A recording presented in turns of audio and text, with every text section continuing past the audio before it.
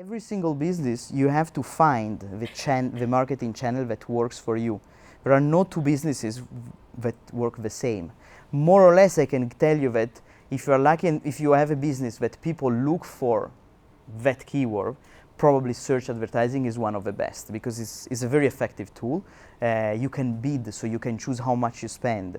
So it's not a bad, especially to run a test to understand if your product is something that people want. In general, I think Google AdWords is a good channel. Also, it's easy to manage. It's very scalable.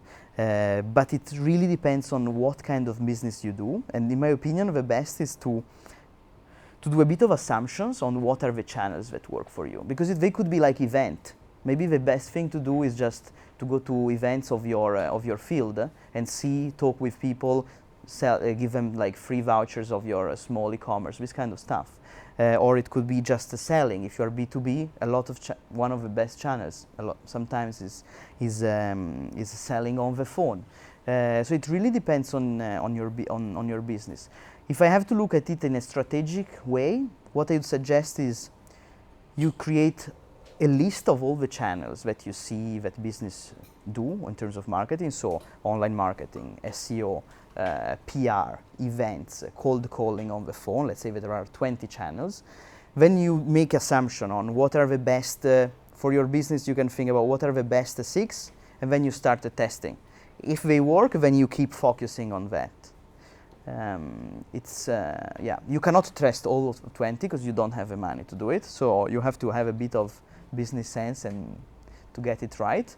But you don't have to get it right immediately. You can still, from 20 channels, you can go to 6 channels, and then out of those 6 channels, you test those 6, and you find that 3 maybe they are the good channels for you. Yeah, be super open to every possible channel because it's not. Maybe search for you doesn't work because you invented something that people don't know, people don't search for it, but it's fantastic business, so you just have to do something different. Let's say I give you an example, like you know that annoying Mac cleaner, right? Mac Cleaner is a huge company and is extremely profitable. It's a fantastic business. It's the perfect business. It's like a fake software with a landing page, curated a lot of A/B tests on the landing page. Nobody's looking for Mac Cleaner. Everybody hates Mac Cleaner, right? So it's all about having a good banner which moves a lot, which attracts your attention. People click on that. They go on a landing page which is very compelling, and then they optimize the company. It's a East Europe company. They optimized a lot on how basically to trick people to make them click on the ad, so they know exactly what's their ad that works.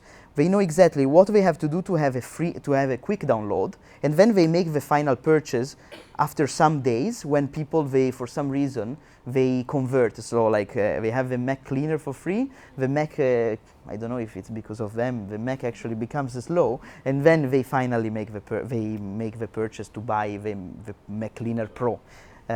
So they tested and they optimized every single piece of the funnel, and this is well, for them is a fantastic business. I wouldn't recommend to start at such a company, but at the end so you understand what I mean.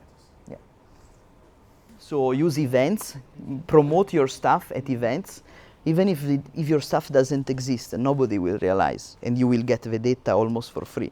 I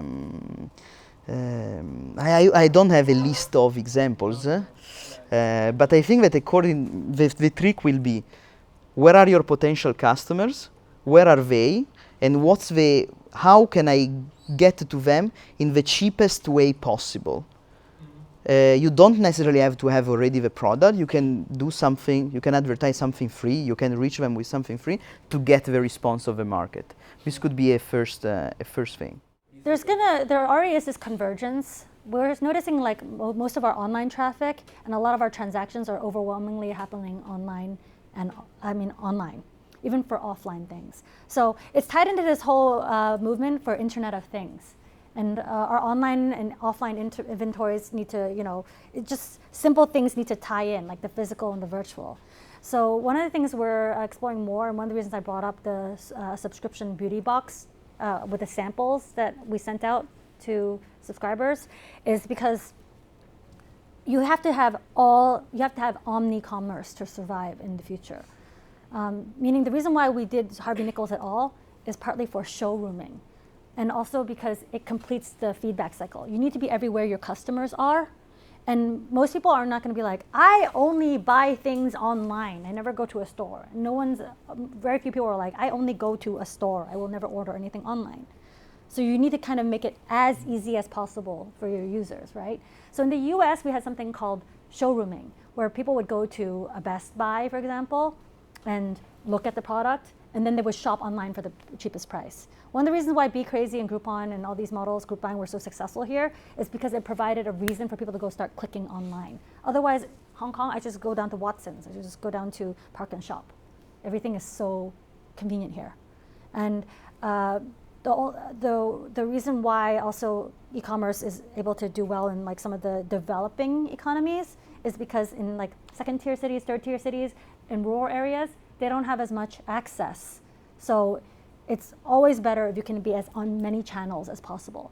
That's why for us, we're developing not just traditional media channels, but we're really beefing up our Instagram. We do have a lot of followers on Facebook, but since they keep changing algorithms, we're also making sure that we're going to be on WeChat properly for when we go into China. We're also, I think that that's really most important, is that your product has to be revolutionary and innovative. If everyone was like selling like a commodity online, like everyone is selling, I don't know, movie tickets online, yes, it's going to become oversaturated. Or if you're like, oh, I want to compete with Sasa.com or like StrawberryNet, I want to just have beauty products online. You're never going to be able to do that volume play. You're never going to be like the next Amazon or Alibaba or Taobao, right? But what you can do is think of an innovative product or solution, something that solves a problem. I saw girls on the MTR and on taxis in other cities, wherever I went, not just Hong Kong. We're all like, oh crap, I don't have time for my meeting. Like, I got a lipstick. Oh shoot, I dropped it. I mean, you guys, you've seen women dropping their makeup, right? It was like, I'm out to solve a problem. And if you can solve it with your product or service, you thought I had a 50-person team, right? 55-person team. I made do with a very lean startup kind of team because the product was good. The idea was good. So if your idea and product are solid, you can execute, then you don't have to worry. You just have to follow those trends and be everywhere your audience is. Customer is king. The customer is king. Because they're the reasons why, whether it's your retail partners or whether you're B2C. So we're unique in that we're B2B, but ultimately we're B2C. The customer provides the pull effect for the demand to even be there. You're not like pushing it at them. Right now, you guys, you might not know it, you're my customer too. Because if you have like someone, seriously, a special girl in your life, like she's the one who'll be like, oh, she's the one who's trying the pull effect. You guys have done marketing, right? She's like, oh, I want something for you. She's the one who puts the pressure on. You might be the one opening your wallet, right? It's like the real people, like sometimes I actually, like, the people I also listen to would be like my cousin. She's now at Google, but she's my kid cousin, and when she was in college, she said, oh, I really look up to you. And then I was like, oh, actually, no, I look up to you. And then I was like, what's your prediction? Like, and she was like, well, Grandma's on Facebook now too. I'm like, what? Grandma's on Facebook? And she was like, yeah, it's time for us to get out. And I'm like, oh my gosh, it's like the next MySpace. Yeah, we have to get off of Facebook. So, and people were like, oh, this Instagram thing is like really silly. And I'm like, no. And I was like, when you come back to Hong Kong, you're still using Instagram. She's like, yes, I'm using Instagram. I'm like, okay. And I was like, really? And she was like, yeah. And I was like, Google Plus sucks. And she was like, I know. But this part is good. So she works at Google now. But even I ask her what's going to be good, because it's you guys who are going to make mobile payments and mobile everything and Internet of Things happen. You guys are the early adopters. You guys are the ones setting the course. It's not like, I'm sorry to say, it's not like the baby boomers or people who are like, oh, I must have all my cash at me at all times.